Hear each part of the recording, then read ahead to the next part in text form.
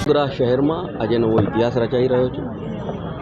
આમ તો આપણે જ્યારે એવું કહેતા હોઈએ છીએ કે ગુજરાતની સાંસ્કૃતિક રાજધાની એવી વડોદરા શહેર એ કલાનગરી છે, ક્રીડાનગરી છે, ત્યારે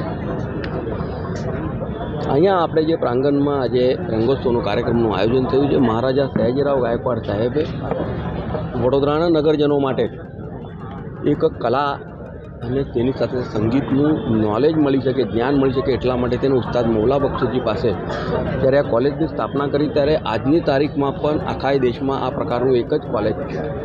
ત્યારે એના તમામ કલાકારો જે ખૂબ મોટા ગજાના કલાકારો છે અને જેમને વડોદરાનો સાંસ્કૃતિક વારસો દેશ વિદેશમાં મોકલ્યો છે, એવા તમામ કલાકારો એકી સાથે એક સ્ટેજ પર આવીને આજે પરફોર્મ કરી રહ્યા છે.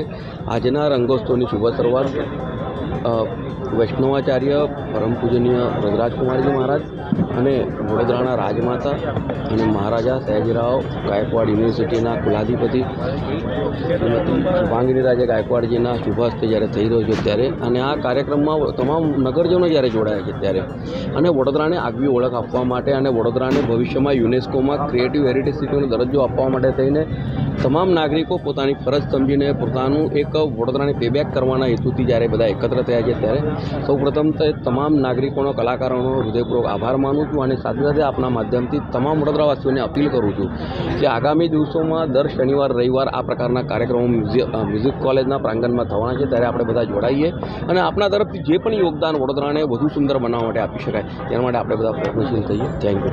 अब खबरों से लगातार अपडेट रहना हुआ आसान.